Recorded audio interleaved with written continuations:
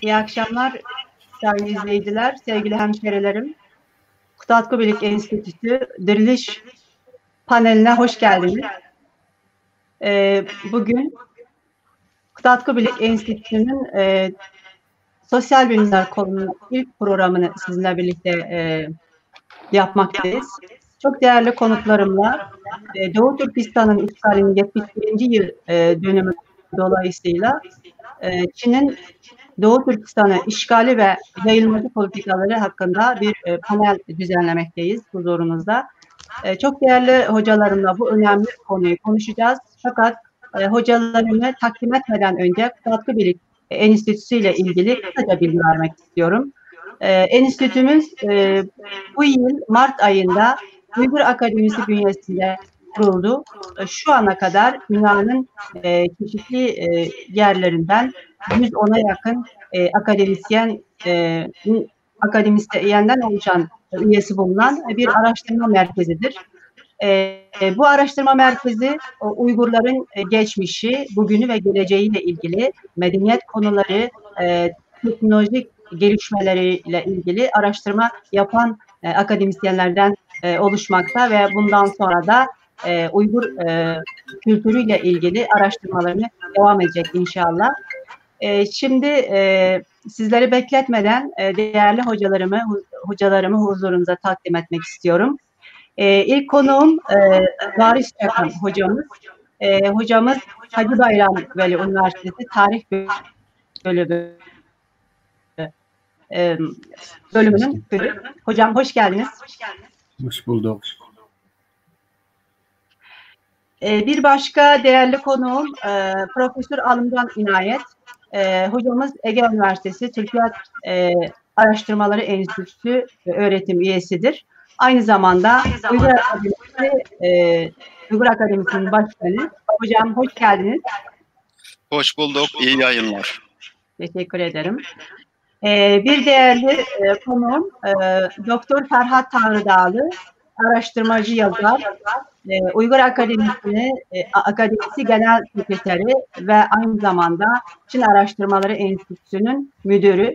Hocam hoş geldiniz. Merhaba, hoş bulduk. Kolay gelsin.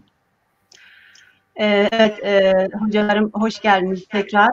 Biraz önce söylediğim gibi yarın Çin Komünist Partisi'nin Doğu Türkistan'ın işgalinin 71.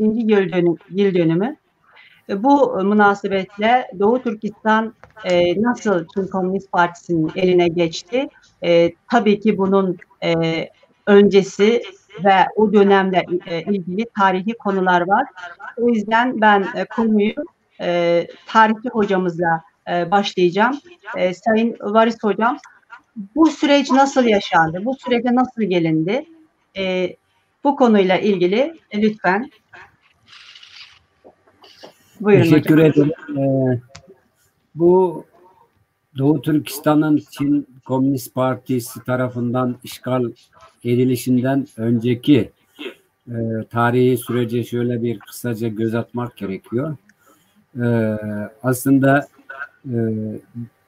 Çin'in 1884'te bu bölgeyi sözde Sincan eyaleti olarak kendi hudutlarını katmasıyla aslında bu coğrafyada ciddi bir mücadele başladı diyebiliriz. Zaman zaman bu istilaya karşı biz çok ciddi savaşlar verdik. Çok ciddi bu konuda şehit olan şehitlerimiz var. Ama maalesef bu coğrafyanın kaderimi desek ve tarihten beri devam ede gelen bir çıkma, bir büyük bir facianın aslında burada bir cereyan etmesi diyebiliriz. Çünkü Uygurlar Yerken Seydiye Hanedanlığı döneminden sonra çok ciddi bir çöküş dönemi yaşadı. Bir karanlık dönemi yaşadı.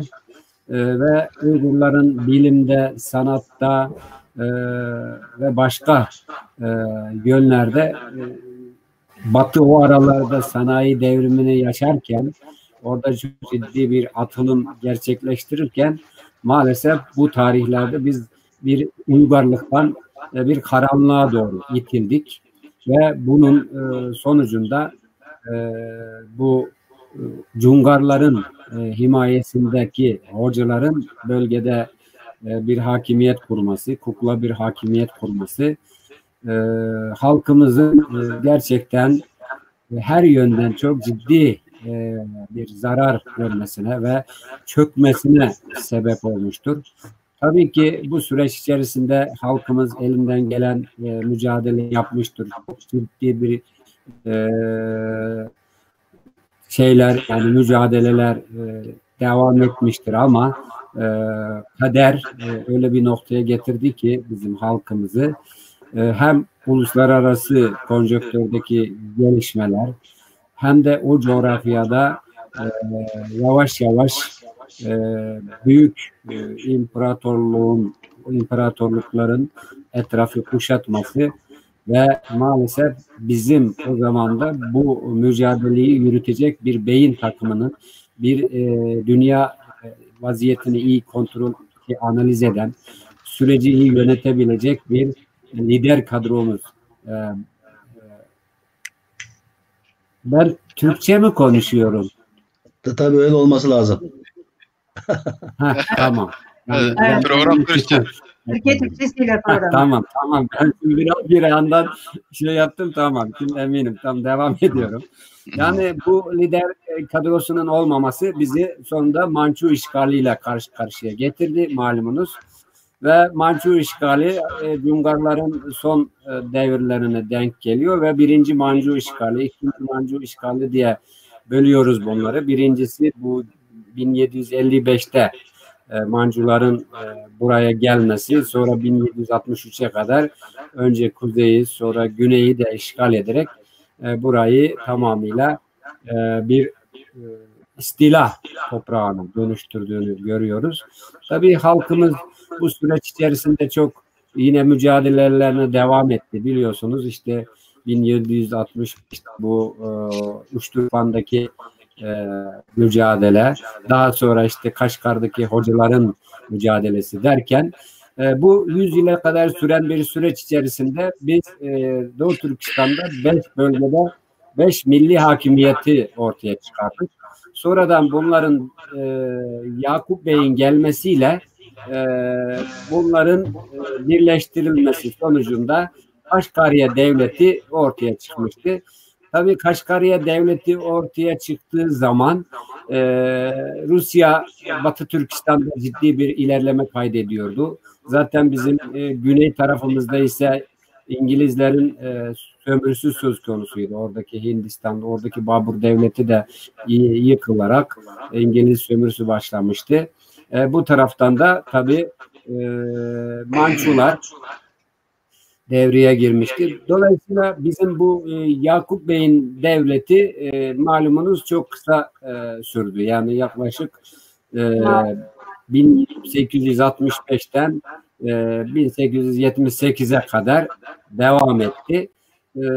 Ondan sonra da bizim bu ikinci istila başladı. Çünkü bu Mançuların ikinci defa istila etmesinde bu coğrafyayı Rusya'nın çok ciddi desteği var. O zamanki Çarlık Rusyası'nın ve onların yardımıyla Zozultan bölgeye gelip çok ciddi katliamlar yapıyor. Hatta kayıtlarda öyle bilgiler var ki yani gerçekten yerde gezen tavuklar bile nasibini aldı diyor. Yani o kadar kan döküldü. Çok ağır bir facia yaşandı bu coğrafyada.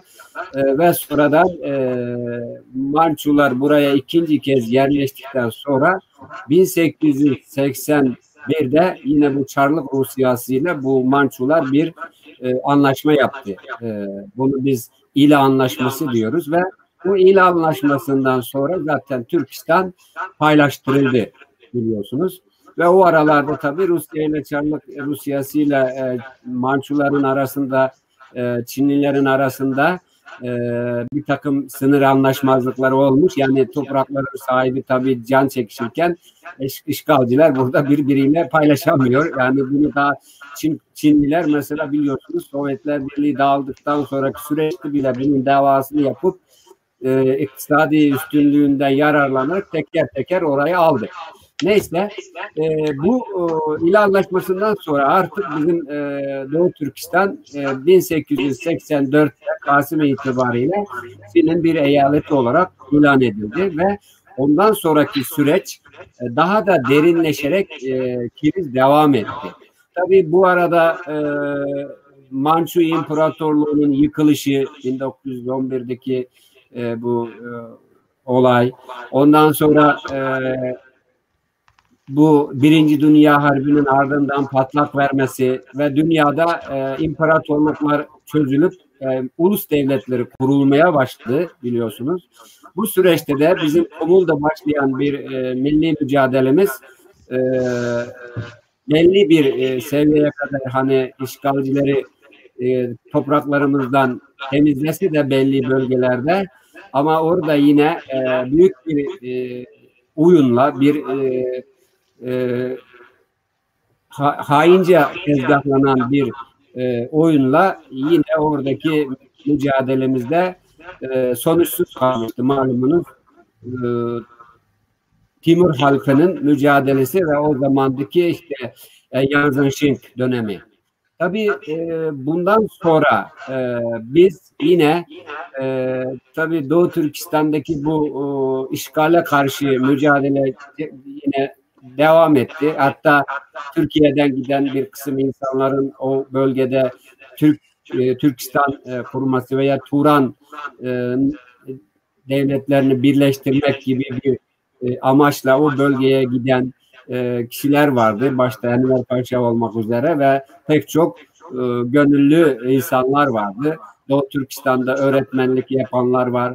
Mesela biliyorsunuz Atuş'un İksak şeyinde Üstün Atuş'ta bir okul açıldı ve orada bu okula gelip müdürlük yapan, öğretmenlik yapan Türkiye'li kardeşlerimiz vardı. Tabii Ahmet Kemal. Burada ciddi bir şey oluştu. Yani milli bilinç uyandı. Ve bu milli bilinç 1930'lu yıllara geldiğinde neredeyse bir inkılabı tekrar yine bir inkılabı başlattı ve buna aslında o inkılabın bir ideolojisi bu okullarda oluştu diyebiliriz. İşte bunun en önemli tipik örneklerinden biri Mehmet Ali Tevfik. Ve Mehmet Ali Tevfik'in o bölgeye gitmesi ve orada izciler grubunu kurarak oradaki milli mücadelenin fikri altyapısını oluşturması ve tabii Abdülkadir Damoğlan o zamanlarda her ne kadar 1924'te şehit edildiyse de ama onun başlattığı bir hareket daha sonra yine 30'da tekrar alevlenerek bu kez 33'te bir cumhuriyetin Doğu Türkistan'da bir İslam Cumhuriyeti'nin kurulmasıyla sonuçlanmıştı. Ama maalesef bu zamanlarda Doğu Türkistan'ın etrafı tamamıyla tabii bir tarafta Rusya, öbür tarafta Çin, güneyde İngiliz İmparatorluğu devam ediyordu ve bu esnada Rusya yani Sovyetler Birliği bu zaman baktı ki burada bir Türk Cumhuriyeti kuruluyor, bir Türk uyanış hareketi var. O zaman bunlar siyasi bürodan bir karar alıyorlar ve bu kararda o bir ihtilal sonucunda 1933'teki 12 Nisan ihtilali sonucunda iktidara gelen bu Şin Şisey'i tercih ediyorlar ve bunu destekleyerek ve burada yine Rus ajanlarının devreye girmesiyle buradaki Doğu Türkistan İslam Cumhuriyeti oradaki milletimizin bazı önderleri arasında da bir takım hani anlaşmazlıkları da ortaya çıkararak mesela Hoca Niyaz Hacı'nın bir Rus ajanının aracılığıyla Şin Şisey'le anlaştırılması Ma Jung-in vardı biliyorsunuz. O Ma Jung-in'la ciddi bir aralarında bir düşmanlık vardı. Öbür tarafta bu Kırgızistan'dan gelen o zamandaki Kaşgar'daki Düngerlerin Maşavu falan diyor işte onunla işbirliği yapan Osman, bir tarafta da Hutan'daki emirlerle yani Hutan hükümetiyle işbirliği yapan Sabit Demoğlan gibi böyle bir 4 ana grup vardı, güç vardı ve bunlar arasındaki bir takım yani aralarında da anlaşmazlıklar da vardı ve burada tabii ciddi bir siyasi hileyle, oyunla Hoca Niyaz Hacı ile anlaşarak yine Sovyetlerin aracılığıyla ise burada bir milli doğudan gelen bir milli gücümüz burada Cumhuriyet'in yeni kurulmuş olan İslam Cumhuriyeti'nin kuruluşunda pek gerektiği gibi destek veremedi. Sonradan işte biliyorsunuz bu çok kısa süren Cumhuriyet'te onun kurucu liderlerinin dağıtılması, Sabit Demoğlan'ın Urumçi'ye yakalanarak gönderilmesi sonucunda bu faciayla ayaklaşmıştı. Yani demek istediğim halkımız bağımsızlığı için, özgürlüğü için bütün imkanlarıyla savaşmıştır, gereğini yapmaya çalışmıştır ama bir taraftan da cehalet, halkımızın çok fakirliği, bir de okumuş insanlarımızın, yetişmiş elemanlarımızın eksik olması, dünya çapında siyaset yürütebilecek bir kadronun olmaması tabii daha bu yarayı kapatamazken işte malumunuz 1939'daki İkinci Dünya Harbi'nin patlak vermesi. Ve İkinci Dünya Harbi yine dünyada Birinci Dünya Harbi'nde yarım kalan bir takım büyük devletlerin aralarındaki hesaplaşmanın devamıydı bu. Ve bu şeyde devletler arasında bir takım yani anlaşmalar oldu ve maalesef burada Çin'in İngiltere ve Amerika ve Avrupa ülkeleri gibi hani Hitler'in Almanya'nın karşısındaki bir cephede özellikle bu Japonya'daki İkinci Dünya Harbi'nin Doğu cephesindeki bu şeyden dolayı Çin'in de bu birlikte yer alması yani kazanan birlikte yer alması bizim bir kere daha kara bir kadere kurban gitmemize neden oldu ve malumunuz bu Doğu Türkistan Mançular yıkıldıktan sonra yine o Mançuların yönetimi onların valileri olan kişiler tarafından yönetildi. Aslında milliyetçi Çin'in bu bölgeye gelişi 1943'te diyebiliriz. Çünkü o 33'teki ihtilalden sonra Çin ise burayı Sovyetlere bağlı olarak yürüttü. Yani yönetti ve adeta orada bir padişahlık kurdu. Arkasında da Stalin vardı. Hatta o 33'teki bizim Cumhuriyetimizin yok edilmesinde Stalin'in gönderdiği ordu var, uçaklar ve oradaki Rus askerleri ve Çin'e yardım ederek kanlı bir şekilde onu da bastırdılar biliyorsunuz.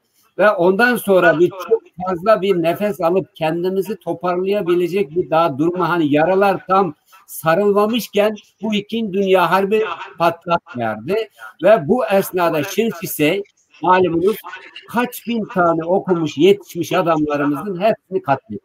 Aydınlar, fikir adamları, düşünce adamları yani bize yine önderlik yapacak. Oradaki İkinci Dünya Harbi esnasında bizim halkımıza liderlik yapacak kadronu yine bu Şinşise yönetim zamanında tamamen kırıldığı için onlar katledildiği için yine biz İkinci Dünya Harbi'nden sonra oluşan oluşumda yine yeterli ölçüde bir kadroya sahip olamadık. Ve malumunuz Şinşise'nin Hitler Rusya'ya saldırdığı zaman ondan yüz çevirerek çok ciddi bir rüşvetle Gominda'nın kucağına kendini attı biliyorsunuz. Ve burada tabii Chiang Kai-shek'in eşi önemli bir rol oynadı. Sonradan bu Sovyetler Birliği ile Şinşise arasındaki bu ilişki bozulduğu için bu kez Sovyetler Birliği Siyasi Bürosu tekrar bir toplantı burada Şinşise'yi tamamen bitirme ve burada da oluşunda, yani Doğu Türkistan'dakinin kuzeyinde İl'in Nilka'da başlatılan bu milli mücadeleye kısa zaman içerisinde Bulca'yı da düşmandan temizleyerek, biliyorsunuz 1944'te 12 Kasım'da bu bir ikinci cumhuriyetin, yani 20. yüzyıldaki ikinci cumhuriyetin kurulmasıyla sonuçlanmıştı. İşte tam bu sırada Sovyetler tekrar devreye girdi ve bu kurulan cumhuriyetin bakanlıklarına ve gerekli yerlere danışman sıfatında adamlarını gönderdi. Ve bu danışmanlar tamamıyla Rusya'nın o bir siyasi büronun talimatıyla hareket eden insan. Bakın, askeri alanda daha çok Rus kökenli adamları gönderirken çok kritik şeylerde, ama böyle kültürel şeylerde daha çok o Sovyetler Birliği'nde yetişen Türkleri kullandı. Yani Uygurları kullandı, Özbekleri kullandı ve bu şekilde bunlar Cumhuriyet'in, ikinci Cumhuriyetimizin kadrosuna yerleştiler.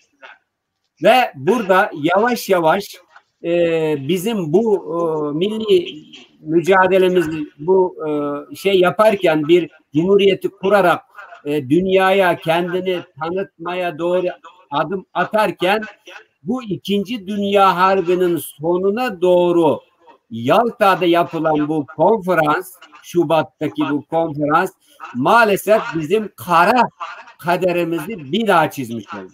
Ben burada tabii vakit itibariyle o ayrıntıya girmiyorum.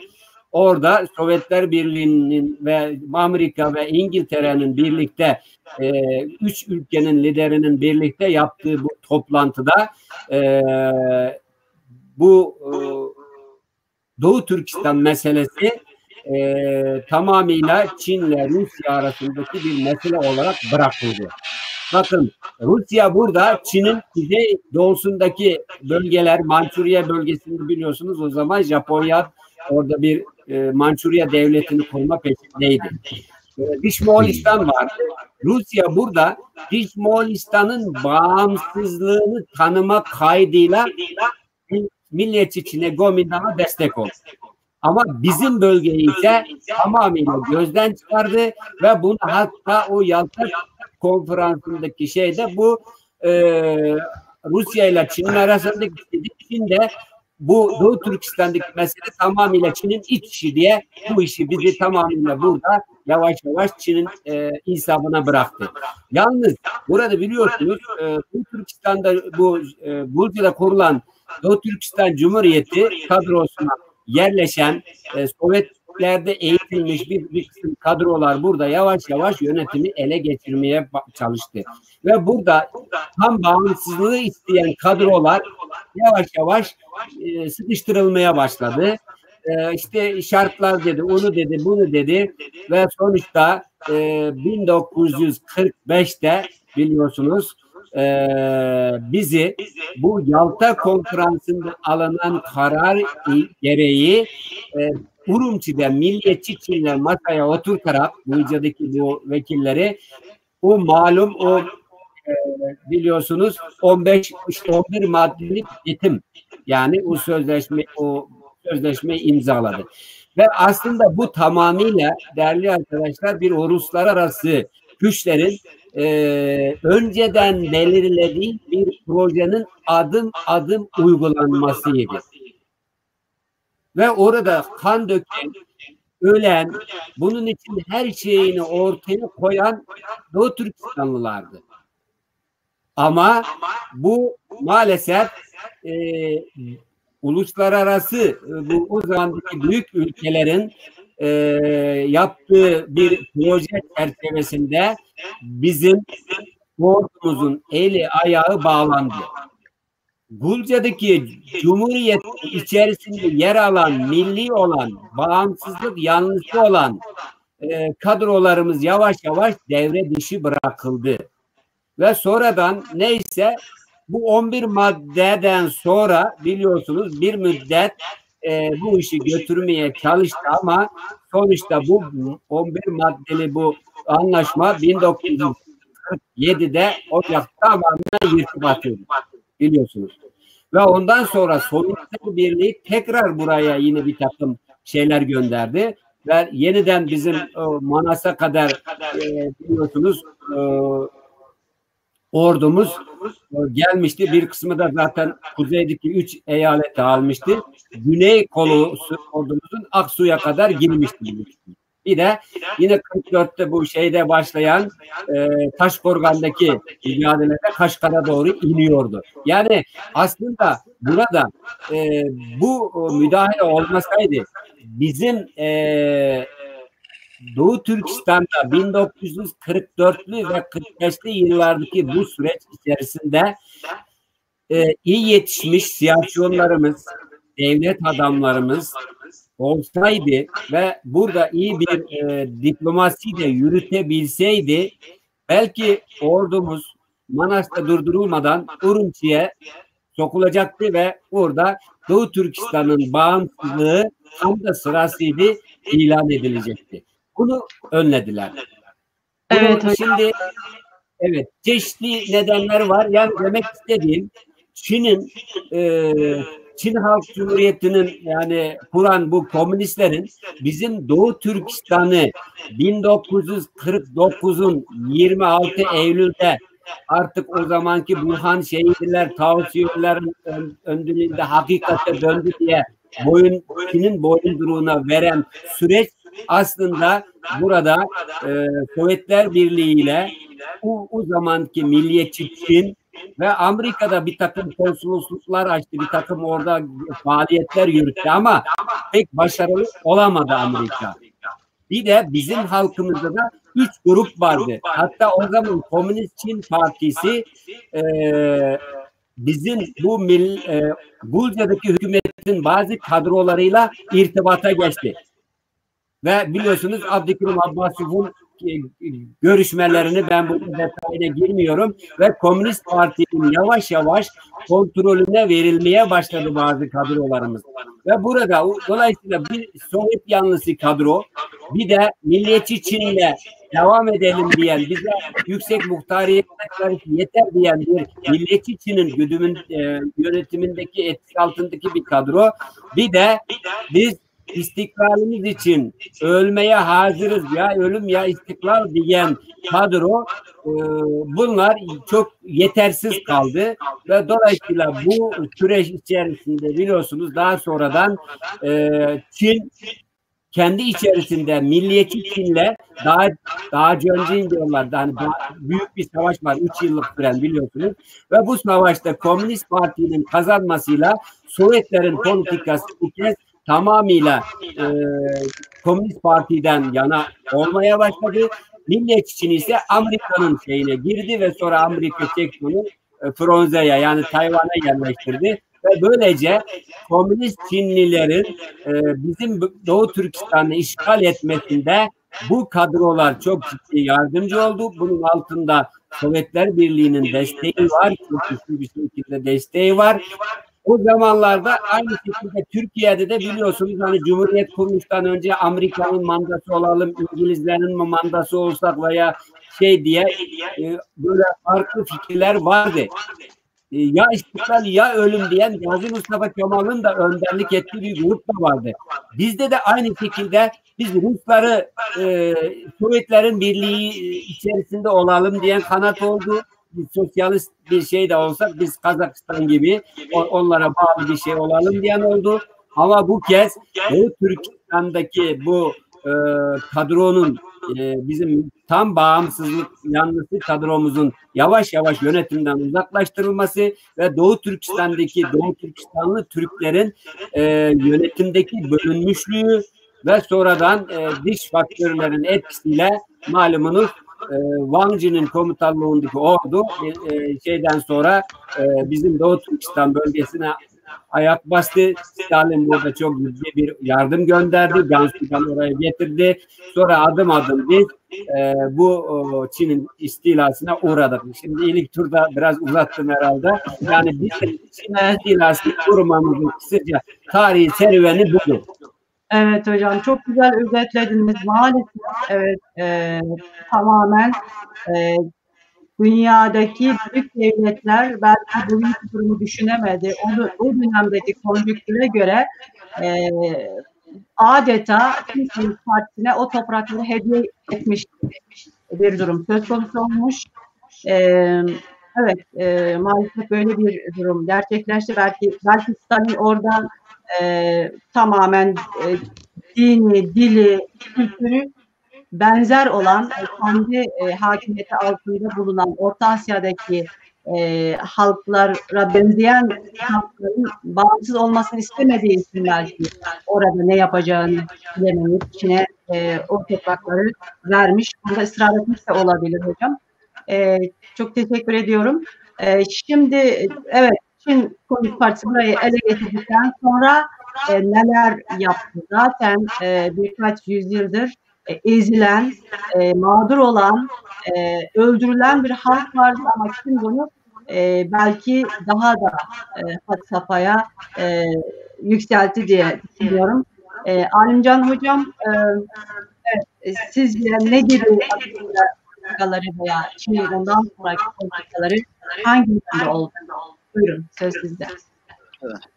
Öncelikle bizi seyreden seyircilere saygı ve selamlarımı sunuyorum.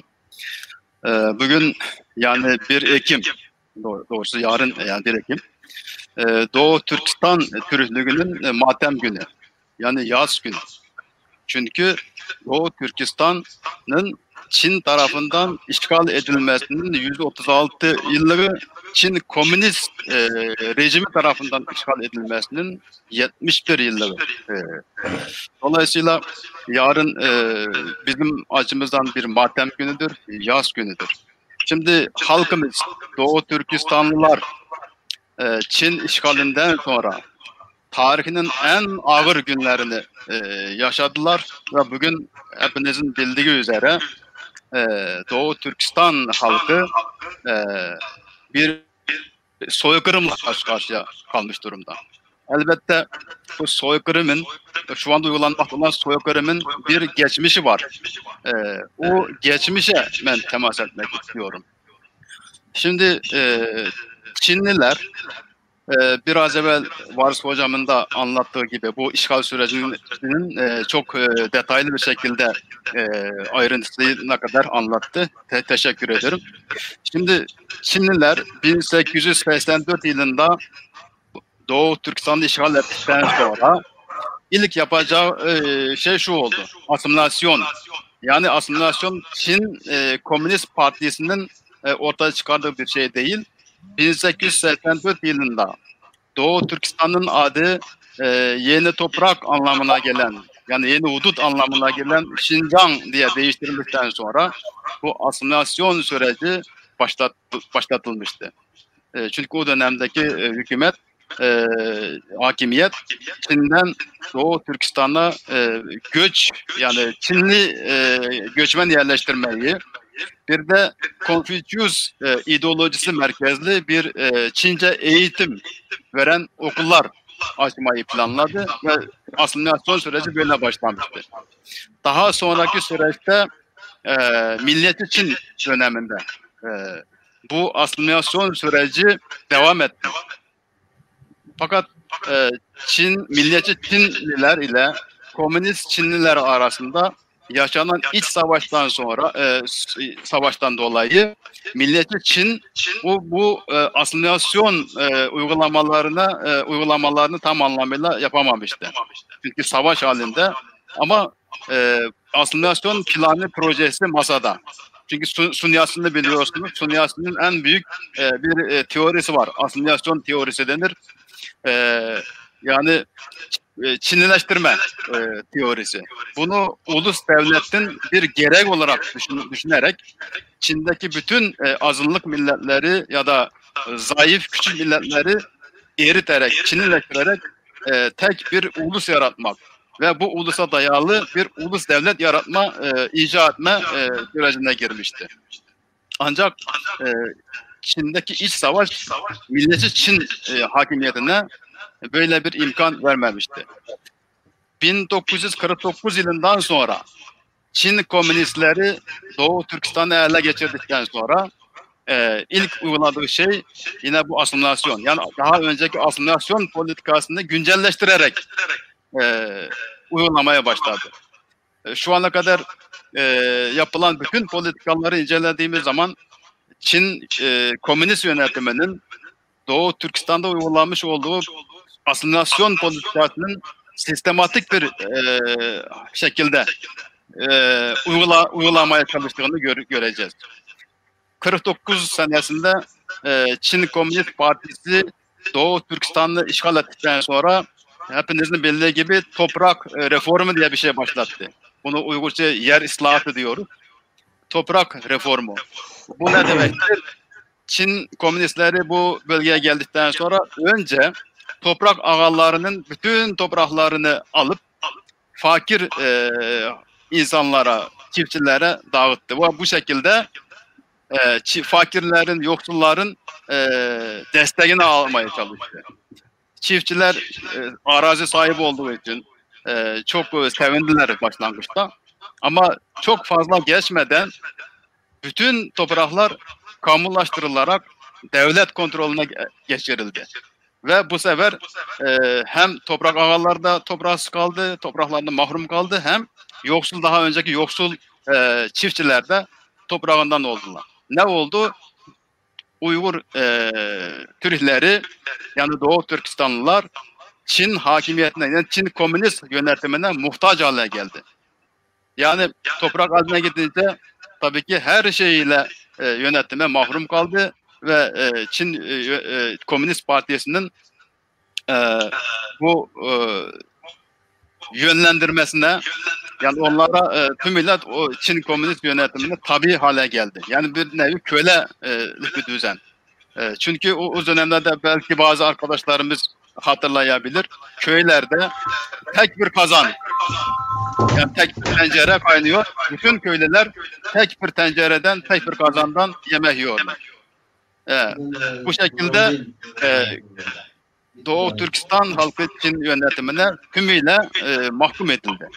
İkinci aşamada ne oldu? İkinci aşamada nüfus nakli politikası uygulandı ve Çin'den çok yoğun bir şekilde etnik Han ya da Çin Hanlileri ya da Çinliler doğrusu buraya getirilip yerleştirildi. 1949 senesinde Çinlilerin Doğu Türkistan genel nüfusu içerisindeki oranı %5.5 idi. 1982 yılına geldiği zaman, 90'ları geldiği zaman buradaki oran %45'lere ulaştı. Ve bugün %45 diyorlar ama bu sayıdaki, yani şu andaki Çin rakamları da gözüken Çinli nüfusuna bu inşaat ordusu mensuplarının sayısı dahil değil. İnşaat üretim ordusu diye bilinen bu yarı silahlı askerlerin nüfusu 3 milyondan 4 milyona kadar şu anda. Eğer bu sayılarla eğer siz oradaki Çin nüfusuna dahil edersiniz, çok rahat bir şekilde %50'yi bulur. Dolayısıyla nüfus yoğunluğuyla Doğu Türkistan halkını Çinlileştirmeye çalıştığı çok net. Bunu nereden biliyoruz? 2010 yılında ben Amerika'da Washington şehrinde bir toplantıda iken kardeşlerimizden bir makale temin ettim. Bu makale kusura bakmayın, sözünüzü kestim. Sesiniz yankı yapıyor diye gelen şeyler var, mesajlar. Acaba bir başka şey açık mıdır? Telefon gibi, onu kapatabilir miyim? Bakayım. Telefonu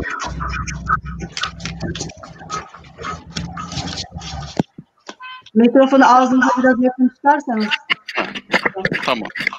Şimdi Çin Ulusal Halk Kurultayı Daimi Kanun Komisyonu'nun başkan yardımcısı bu adam. İsmi Joe Cullen. Bu adamın yazdığı bir makale var. Yani Doğu Türkistan'daki bölücülüğe karşı meseleler hakkında bir yüzeysel muhakeme adlı bir yazısı var. Bu adam, bu Çinli oradaki Çin yönetiminin Doğu Türkistan'da uygulamış olduğu bütün politikaların asimilasyon politikası olduğunu çok net yazıyor. Diyor ki Çin yönetiminin nihai hedefi Uygurları asimile etmek diyor.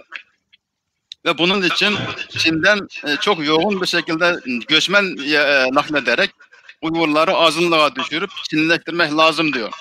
Makalede bunlar çok net yazılıyor.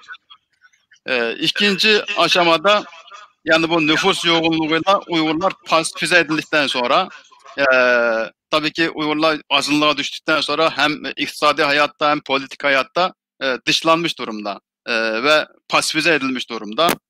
Sesim geliyor mu? Sesim geliyor mu?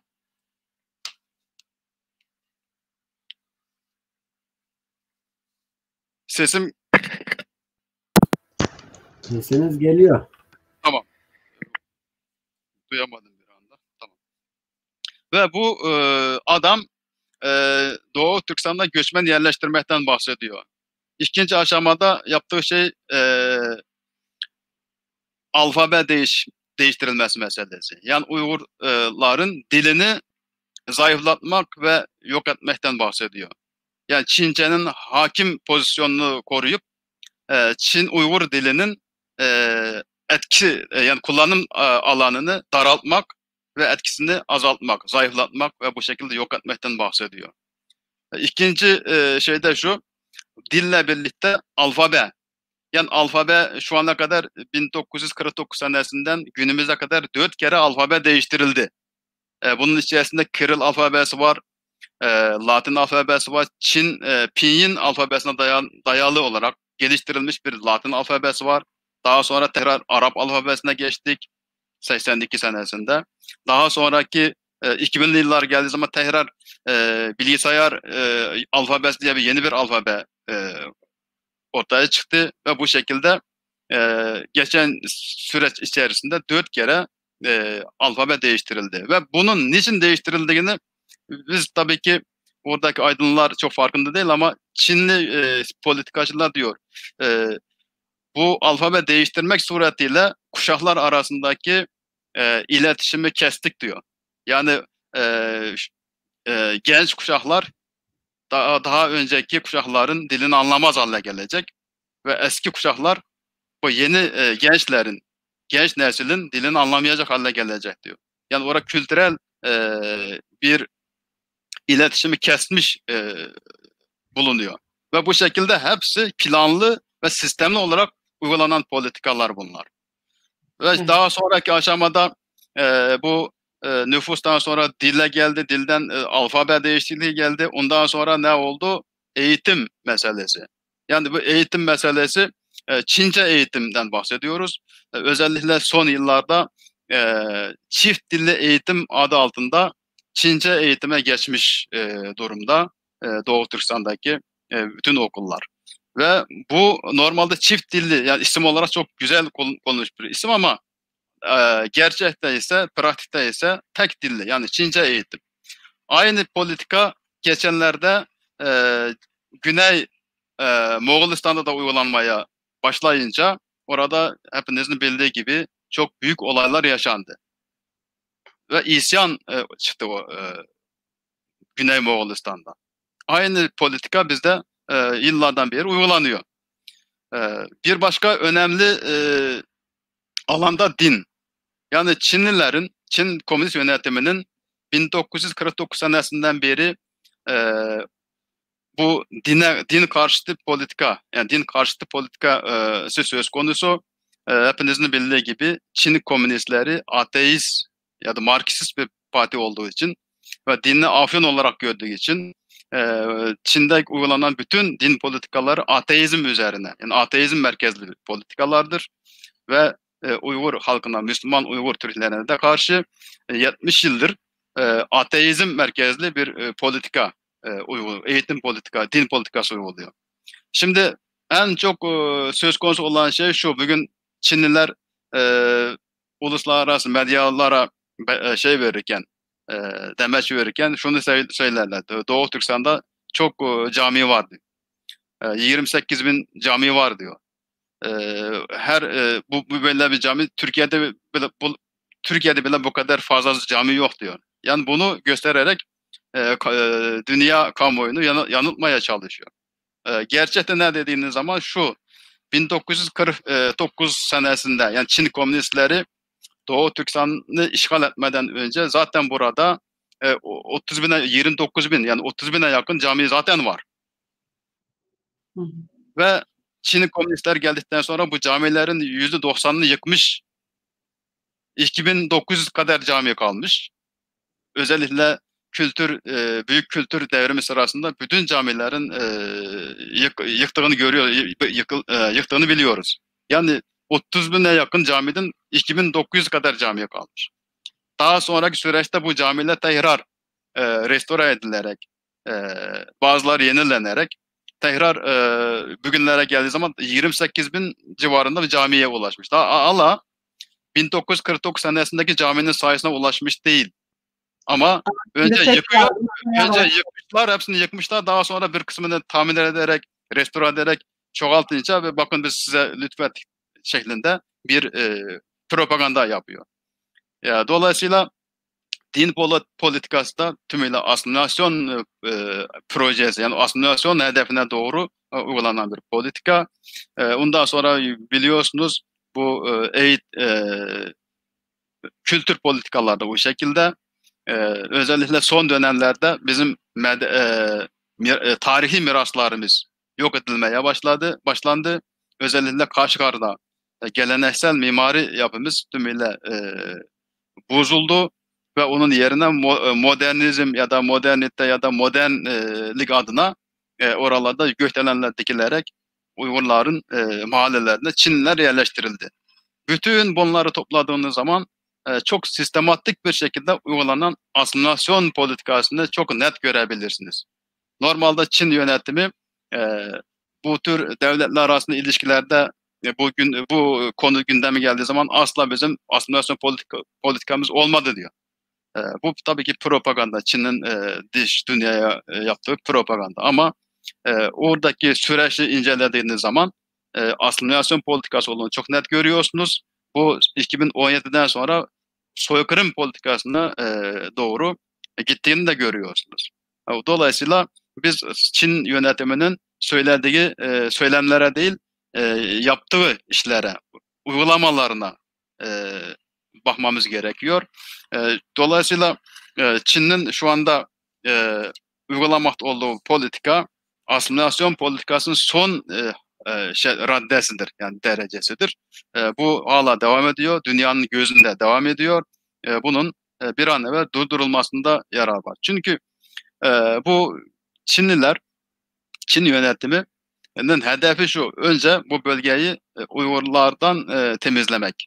Yani Uygurları Çinleştirerek, asimile ederek, yok ederek bu bölgeyi, yani işgal edilmiş bu toprakları Çin'in meşru toprağı haline getirmek. Ondan sonraki aşamada tabii ki ikinci hedef Orta Asya, yani Türkistan coğrafyası olduğunu çok net görüyoruz. Dolayısıyla Çinlilerin niyetleri çok açık, çok net. Çünkü bunu kendi biraz önce bahsettiğim o Zhou Kunren denen adamın makalesinden çok net görebiliyoruz. Orada kesinlikle Uygurların yok edilmesi, asimile edilmesinden bahsediyor. Bu bir proje, bu bir hedef, son hedef. Ona doğru bütün politikalar buna yönelik olması gerekiyor. Dolayısıyla asimilasyon merkezli politikalardan dolayı Uygur halkı, Doğu Türkistanlılar tarihinin en ağır günlerini yaşıyor. Yok olma tehlikesiyle karşı karşıyadır. Ve buradan ben şunu dünyaya şunu söylemek isterim: bu soykırıma dur demek lazım. Çünkü soykırım bu modern dünyanın, modern insanın kabul edebileceği bir şey değil. Yani bu insanlığın zaten kabul etmesi mümkün olmayan bir şey. Bir an evvel dünya bu Çin'in Doğu Türkistan halkına uygulanmakta olduğu soykırıma bir an evvel dur demesi gerekiyor. Teşekkür ederim. Evet hocam, ben de teşekkür ediyorum. Asimilasyon politikaları Çin Komünist Partisi'nin planlı olarak ta 49'dan itibaren Doğu Türkistan'a geldiğinden itibaren başlamıştı. Sizin söyledikleriniz ilave olarak ben Çin'in milli ekonomimizi, milli ekonomiyi tamamen yok ettiğini de ilave etmek istiyorum. Çünkü bu en temel bir milleti yok etmedeki en temel dayanaklardan bir tanesidir. Yani ekonomide kendi ayakları üzerinde duran halkımızın sizin de söylediğiniz gibi bu yer reformu gibi politikalarıyla tamamen elinden aldı. Daha sonra gelişmiş olan, hatta bazı kaynaklara göre Şanghay'dan daha önce Doğu Türkistan'da kurulmuş olan fabrikalar vardı. Bu fabrikaları tamamen yok etti. Çin yıktı. Milli ekonomiyi inanılmaz derecede zarar verdi milli ekonomimize ve bu şekilde yok etti. Bu da asimilasyonun en önemli büyük cinayetlerinden bir tanesi diye düşünüyorum hocam. Teşekkür ediyorum. Bir taşı daha ilave edeceğim. İlaveniz için çok teşekkür ederim. Gerçekten Doğu Türkistan çok yer altı yer üstü zenginlikleri bakımından çok zengin bir coğrafya. Çin yönetimi burayı 49'dan beri sömürerek Uygur halkını fakirleştirerek milli ekonominin inşasını engelleyerek ekonomik yönden, iktisadi yönden Uygurların, Doğu Türkistanlıların tümüyle Çin'e bağlı kalmasını sağladılar. Şu anda bizim milli bir ekonomimiz yok ve zengin olan Uygurlar da yok. Tümüyle Uygurlar Çinlilerin eline kalmış, yani Çinlilerin insafına kalmış bir durumda ekonomik açıdan. Dolayısıyla bu da bir ayrı bir asimilasyon politikasının başka bir boyutu bu.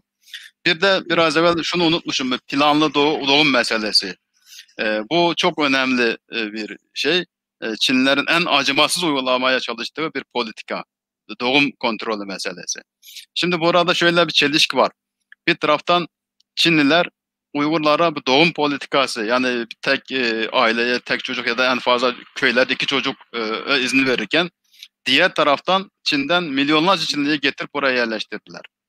Ve buradaki gençlerin iş imkanları elinden alındı. İşsizlik çoğaldı toplumumuzda.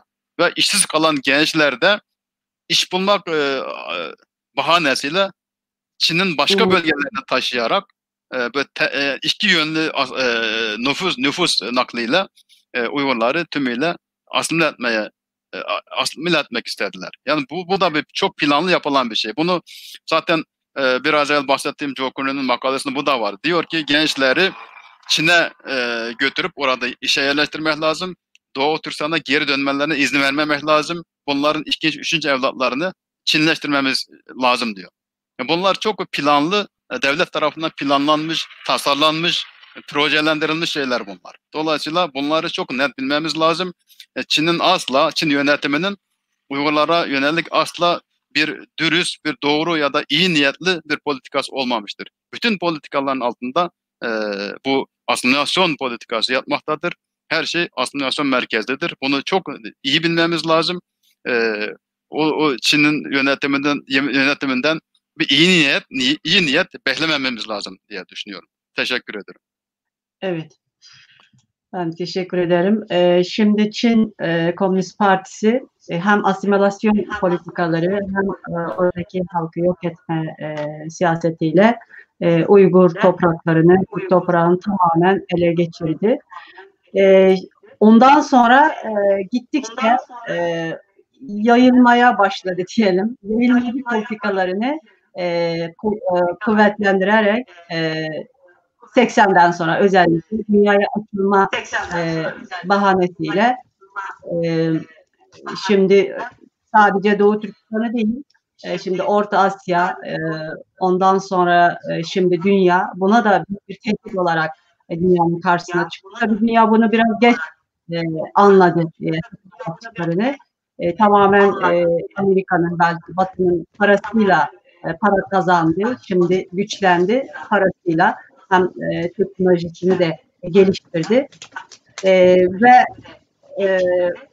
birkaç sene önce Kuşak Yol Projesi diye büyük bir projeyle dünyanın karşısına çıktı. Bu konu üzerinde araştırmalar yapan, kitaplar yazan değerli hocamız Ferhat Tanrılı hocamıza söz vermek istiyorum. Buyurun hocam. Merhaba.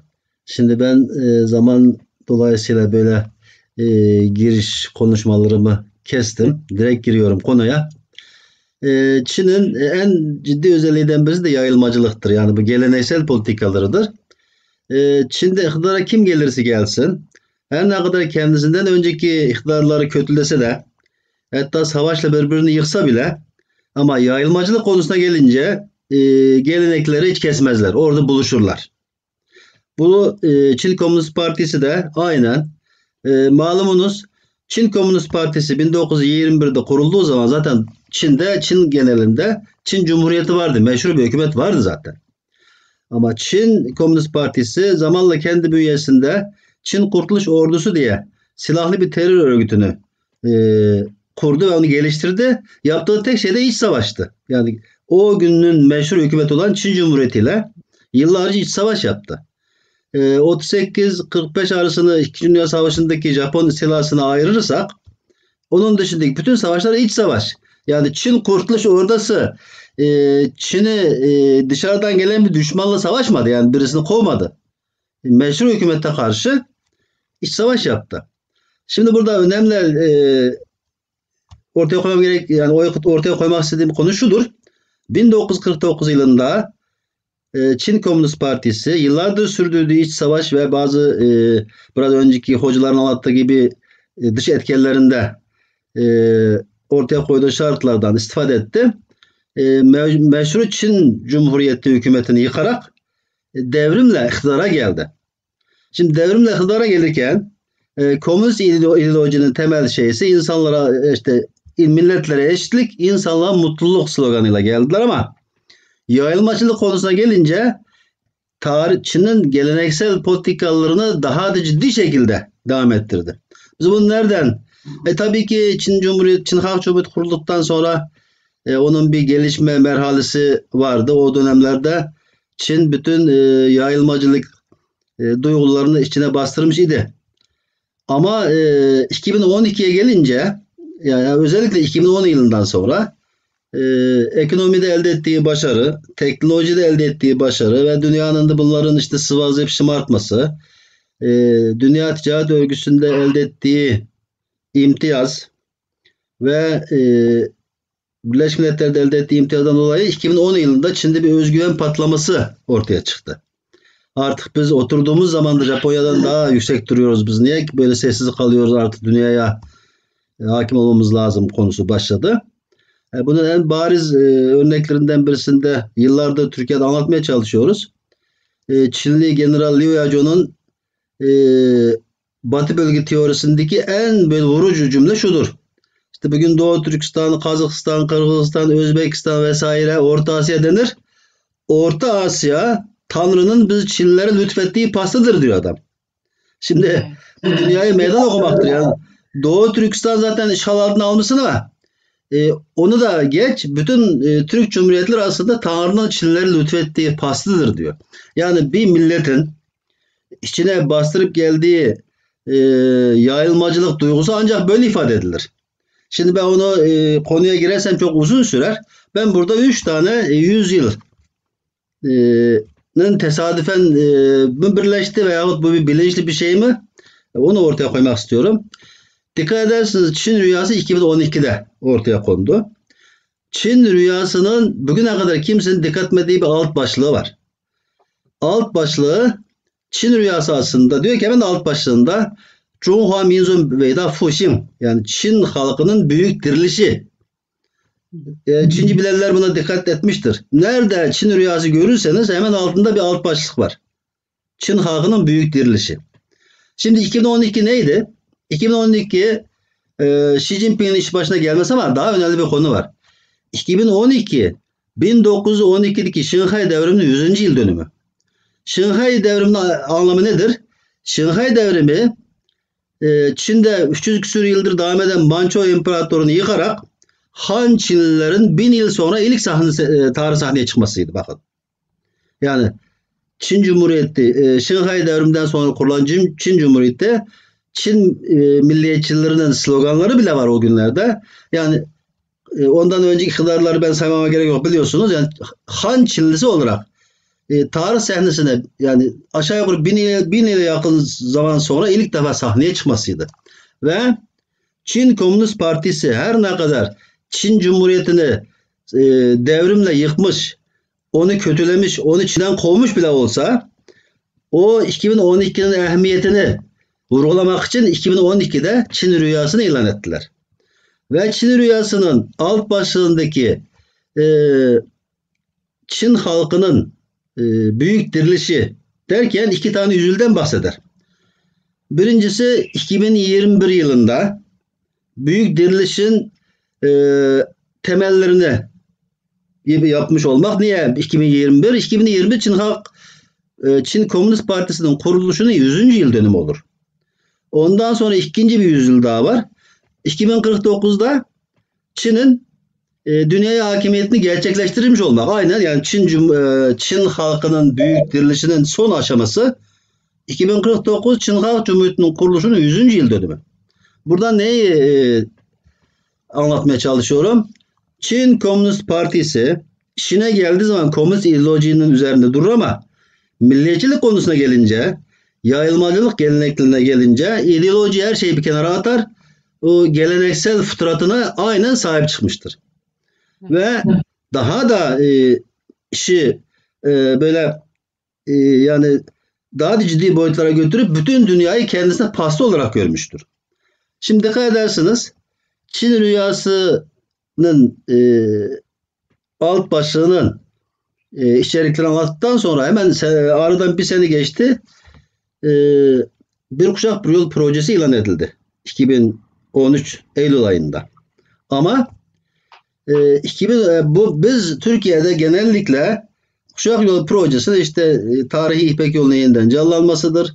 İşte ekonomik bağlarla birbirimizi bağlar, dünyaya yayıldı öyle biliyoruz ama şeyin de bir alt başlığı var. Kuşak yol projesinin de bir alt başlığı daha var. Kuşak yol projesinin nihai hedefi nedir diye sorulduğu zaman Çinlilerin yetkili ağızdan diyor ki kuşak yol projesinin nihai hedefi insanlığın ortak kader topluluğunu gerçekleştirmek. Yani Renlei Mingyun Gongtong Ti. Şimdi bu da Türkiye'de yani konunun ciddi alınmayan veyahut bilinemeyen bir konusu. Şimdi Çinliler sürekli et gösterip ciğer sattığı için yani sağ gösterip sol vurma gelenekleri olduğu için projelerini sırf insanlığın mutluluğu, insanlara refah getirme konusunda sunar ama aslında onun hepsinin bir alt başlığı da vardır. Şimdi Çin rüyası hedef. Tıpkı bizim Kızıl Elma gibi. Kuşak Yol projesi o hedefe ulaşmak için insanlığın gözünü boyamak için ortaya attığı proje. Ama en son hedef nedir? İnsanlığın kader birliği topluluğu. Bu ne demek oluyor? Bugün günümüzde mevcut olan Birleşmiş Milletler Teşkilatı, Sağlık Örgütü, NATO gibi insanlığın bir şekilde birleştiği bütün toplulukları tamamen saf dışı bırakıp Çin'in kendisinin başında olduğu, tabi bu arada planları gerçekleşirse zaten bir kuşak yol projesiyle dünyanın çoğunu borçlandırıp sesini kesecekleriydi. Kesmeye çalışıyor ki son anda biraz uyanış oldu ama uyanmasaydı öyle giderdi.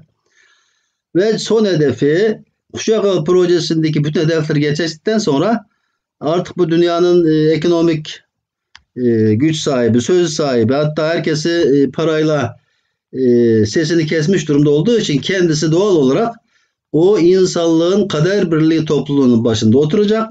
Yani ben diyorum ki şimdi çok detaya girdiği zaman alır. Sonuçta dünyayı Çinleştirme projesidir. Yani bu hedefin sonucunda yayılmacılık nereye kadar varıyor ve en son diyor ki yani ben en son kitapta bunu ön plana koymaya çalıştım. Kuşak Yol projesinin nihai hedefi insanlığın ortak kader topluluğunu kurmak. Renlei Mingyun Gongtong Ti konusunu gerçekleştirmek ve bunun anlamı da sadece Çin'in bu başında olduğu bugün dünyada mevcut bildiğimiz ne kadar insanların ortak topluluğu varsa onların hepsi saf dışı olacak. Çin'in söz sahibi olduğu, yani bir nevi dünyayı Çinleştirme projesinin sonuçta sadece Çin'in söz sahibi olduğu yeni bir dünya yaratmaktır. Bunun detayları çok uzun şekilde ifade edilebilir. Bugün daha önceden öngördüğümüz süreci fazla aşmamak için ben konuyu bu şekilde toparlamak istiyorum. Yani demek istediğim şu: Çin Halk Cumhuriyeti'nin kuruluşu sözde mesela Doğu Türkistan'a gelirken de Çinlilerin, yani Çin Komünist Partisi'nin bir sloganı vardı işte. Hep bugüne kadar bir Çin Doğu Türkistan meselesi ortaya çıkan işte barışçıl yollarla kurtardık lafı ortaya çıkar. Bizi de bir şekilde komünistik ideolojinin o günkü şartlara göre bazı biraz önce Varis Bey'in de dedikleri 3 grup dendi ya. Bazıları gerçekten kötü niyet olduğu için değil. Yani Uygurların da o ideolojiyle kurtulabileceğine inanmış kimseler olabilir o günün şartlarında. Yani o ideoloji sadece bizi değil, dünyayı aldattı. Yani dünyanın yarısı komünist oldu. Herkes komünizme inandı. Ve bizim de o günün şartlarında çevresinde bağımsızlık mücadelesini kazanan veyahut bir şekilde kendisi kurtaran toplumların komünizm rejiminde olduğunu görerekten belki de bizi de artık bu rejim bizi kurtarır diye geçici bir yanlışlıkla Çin Komünist Partisi'nin bazı vaatlarında kalmış olabilir. Nitekim Çin Komünist Partisi 1937'de başladı Doğu Türkistan'daki yapılanmasına. Mao'nun kendi kardeşi Urumçi'de 37'den beri yerleşmişti. Daha sonra Şansay tarafından öldürüldü ama işte biraz önce Varis Bey'in dediği gibi o Abdülkerim Abbas falanlarla o dönemlerde şeyleri başladı. İleriki programlarda belki de işlememiz gereken bir konu var. 3 tane önemli şahıs var. Bunlardan birisi Burhan Şeyh'di. Bir tanesi de Seyfettin Aziz'i, ama toplumun çok bilmediği bir kişi daha var. Ahmet Vacidi. Ben kendisiyle Pekin'de İslam Cemiyeti'yle beraber çalıştığım için biliyorum. Bunlar o günkü bizim Doğu Türkistan'ın kaderinin bir şekilde çizilmesinde olumlu olumsuz onu ayrıyeten tartışacağız. Ciddi katkıları olan kimseler. Özellikle Ahmet Vacidi hakkında ben bizzat 3 yıl beraber çalıştığım için toplumda pek fazla bilinmeyen noktalar var. Onu ileride belki de ayrı bir konuda tartışırız. Yani demek istediğim şu, bugün toparlayayım. Çin Komünist Partisi kendisinden önceki bütün rejimleri ideolojik olarak, yapı olarak eleştirir, reddeder veyahut gerektiği zaman silahlı mücadeleyle devirir, ama konu yayılmacılığa gelince fıtrat olarak o fıtratta hep birleşirler. Çin Komünist Partisi de Çin'in geleneksel yayılmacılık politikasını son derece pervasız bir şekilde hatta dünyaya meydan okuyarak yürütmektedir. Onun için biz diyor ki yani Çin tehlikesi bugün sadece Doğu Türkistan'ın başına gelen afetlerle sınırlı kalmayacak. Yani bunun devamı çok ciddi şekilde dünyanın kaderini gerçekten değiştirecek. En azından Çin'in niyeti o, değiştirmek. Çin'e özgü insanlığın ortak kader topluluğunu kuracağım diyor ya. Yani bundan daha açık bir meydan okuma olur mu? Ben şahsen bu meydan okumanın son aşaması olduğunu biliyorum, ama o slogan Türkiye'de fazla kurcalanmadı, irdelenmedi. Biz en son bu kitapta da bu konuyu Türk kamuoyuna açıklamaya çalıştık. Bu vesileyle de tekrar gündeme getirmiş oldum. Teşekkür ederim. Çok teşekkürler hocam. Evet. Evet. Benim de geçmiş. Çok fazla iletilmedik diye düşünüyorum vaktimizi. Hocam evet, iyi güzel toparladınız.